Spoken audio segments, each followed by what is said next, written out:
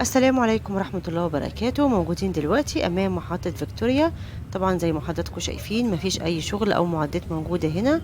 تعتبر محطة فيكتوريا من المحطات المسارها علوي، وكمان من المحطات التبادلية لترام الرمل. وكمان عندنا محطة سيدي جابر من المحطات المسارها سطحي، وهتكون محطة تبادلية لترام الرمل. وحاليا بيتم عمل الأعمدة بين محطة فيكتوريا ومحطة غبريال. وزي ما حضراتكم شايفين السور ده كله هيتم إزالته، وهنا موقع محطة فيكتوريا.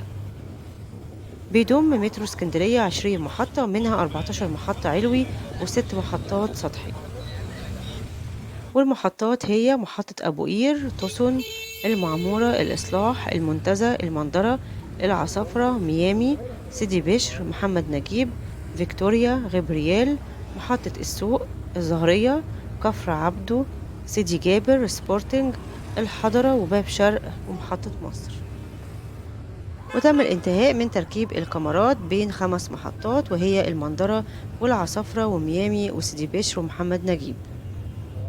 وطبعا زي ما حضراتكم عارفين ان مشروع مترو اسكندرية بيهدف لزيادة الطاقة القصوى للركاب من 2850 راكب في الساعة لكل اتجاه إلى 60 ألف راكب في الساعة لكل اتجاه.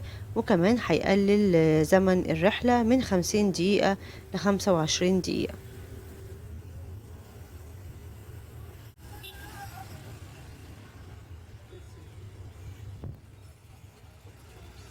وهنا كده نهاية محطة فيكتوريا، وبعد كده هتلاقوا بقى الأعمدة اللي تم الانتهاء منها لحد محطة محمد نجيب.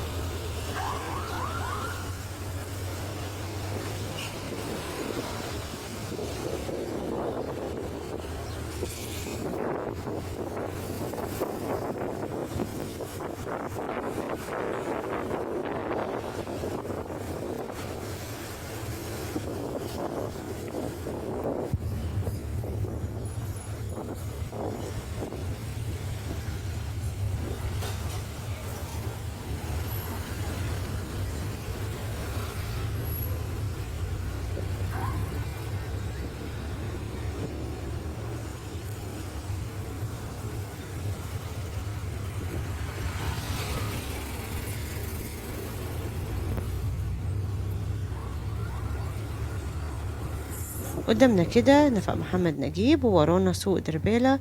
وزي ما حضراتكم شايفين تم الانتهاء من الأعمدة ما بين محطة فيكتوريا ومحطة محمد نجيب، وخلاص كده قربنا على تركيب الكاميرات بين المحطتين. الفيديو ده متصور يوم الأربعاء 11/6/2025. وده كان فيديو النهاردة. يا رب يكون الفيديو عجبكم. أشوفكم الفيديو الجاي. مع السلامة.